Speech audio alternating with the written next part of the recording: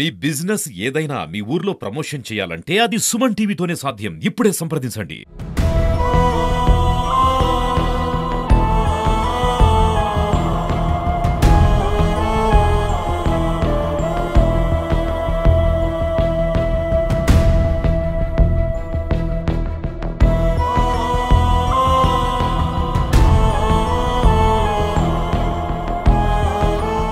పల్లెలో నిన్న 5 మంది విద్యార్థులు చిన్నపిల్లలు చెరువులో మృత్యువాత పడిన సంఘటనకు సంబంధించి మొత్తం 7 మంది వెళ్ళారు. అయితే 2 పిల్లలు మధ్యలోనే వాళ్ళకు ఈత రాదని భయపడి వెనక్కి వచ్చిన పరిస్థితి. అసలు ఏం జరిగిందనే దానికి ప్రత్యక్ష సాక్ష్యం వీళ్ళని అడిగి తెలుసుకునే ప్రయత్నం చేద్దాం. ఏం జరిగింది నాన్న నిన్న? మేము అడిగిపోయినాం. మేము వడ్డు కాడ కూర్చున్నాం, వాళ్ళు లోపలికి పోయినరా. ఆడ గెట్ అవతలికి పోయిన వాళ్ళు. మేము ఇంకా మాకు రాదని అటు సైడ్కి పోయిందా, కాలు నచ్చాను అంటే నేను పిలుచుకొని వచ్చిన ఇంటికి. ఇంకా తర్వాత ఏం జరిగిందో నాకు తెలియదు. ఎవరికి కాలు నచ్చింది? ఎవరికి? మా తమ్మునికి. మీరిద్దరు అన్నదమ్ములా? వాళ్ళందరూ నీకు తెలుసా? 5 మంది తెలుసు. ఎవరు వాళ్ళు? చరణ్, హర్ష, పార్దు, దీక్షిత్, తరుణ్. ఫ్రెండ్సేనా వాళ్ళు? వాళ్ళకు ఈత వస్తుందా? వాళ్ళకు రాదు. ఏమో తెలియదు నాకే. అంటే ఇంతకుముందు ఎప్పుడన్నా మీరు ఆ చెరువులోకి పోయి ఈత ఆడేవాళ్ళ? ఈత ఆడలే, ఊరికే వడ్డు కాడికి పోయి చూసి వచ్చినాం అంతే. ఈత ఆడలే అంతే. వాళ్ళేమో వాళ్ళ చెల్లెకి దిగింది చూసినావు నువ్వు? చూసినా, మునిగింది చూడలే. అంతలోపు నువ్వు వెనక్కి వచ్చేసావు? మేము వెనకలికి వచ్చినాము. వాళ్ళు ఈడ వెనకలికి దూరంగా చూసినప్పుడు వాళ్ళు కనపరాలేదా, ఏదో సాటి ఈత కొట్టినకి పోయింటారు, అటు దూరంగా పోయింటారేమో అనుకొని మేము వచ్చినాం ఇంటికి. ఎప్పుడు జరిగింది ఇది? మధ్యాహ్నం. నిన్న మధ్యాహ్నమా? వాళ్ళకి ఈత రాదా? ఏమో. మీకు రాదు? మీరు ఎందుకు వెనక్కి వచ్చినారు? మీరు పోలేదు? మా నాన్న అడిగితే ఈత నేర్చుకున్నాక పోదులే అన్నాడు, అందుకే నేను పోలే. అది ఎంత లోతు ఉంటుంది? ఇంతకుముందు చూసినావా చెరువు ఎప్పుడన్నా? చూడలే. అంటే మామూలుగా మీ ఊరోళ్ళు ఏం చెప్తారంటే అప్పుడప్పుడు పోయి ఈత ఆడే వాళ్ళు అంటారే, నిజమేనా?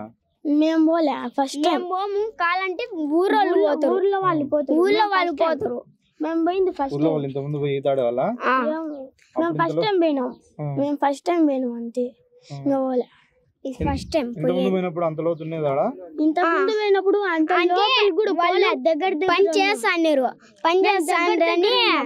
పని చేస్తానని మట్టి కోసము దానికి లెక్క పెట్టి మట్టి తీసుకున్నారు. అది లోతు తీసిండ్రు. లోతు తీస్తానే నీళ్ళు ఉన్నాయి. ఈత పోతే దాంట్లో పడింటే ఇంకా చచ్చిపోయినారు అంతే. మీరు ఇంటికి వచ్చి నాకేం చెప్పలేదా? వాళ్ళు మునిగిండ్రు అని మాకు తెలీదు.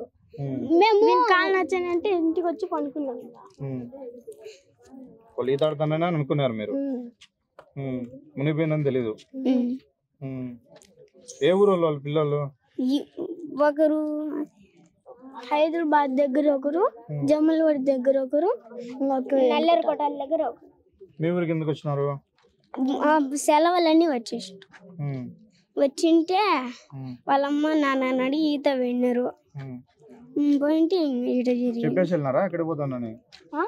వాళ్ళమ్మకి అయితే నాకు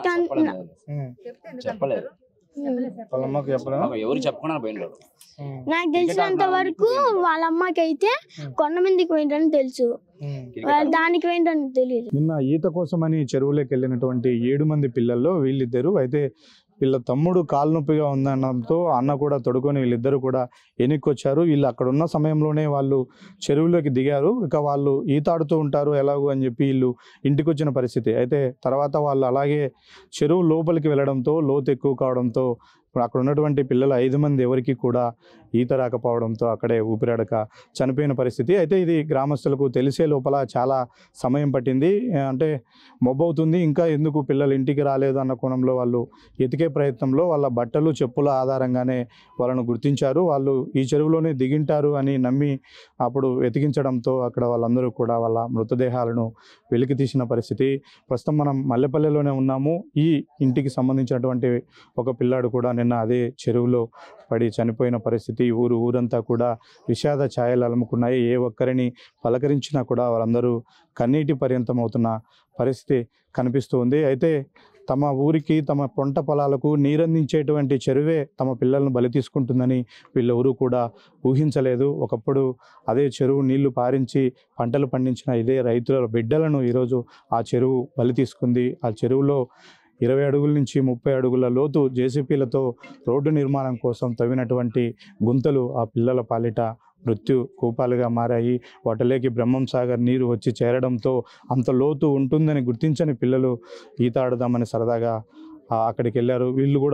వీళ్ళలో స్థానికులు 2 ఉన్నారు. మిగిలిన 3 పిల్లలు బయట నుంచి వచ్చిన వాళ్ళు.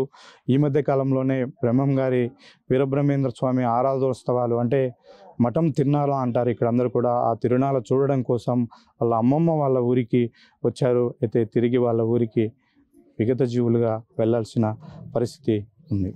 వీడియో జర్నలిస్ట్ సాగర్తో సుదర్శన్ రెడ్డి, సుమన్ టీవీ, కడప.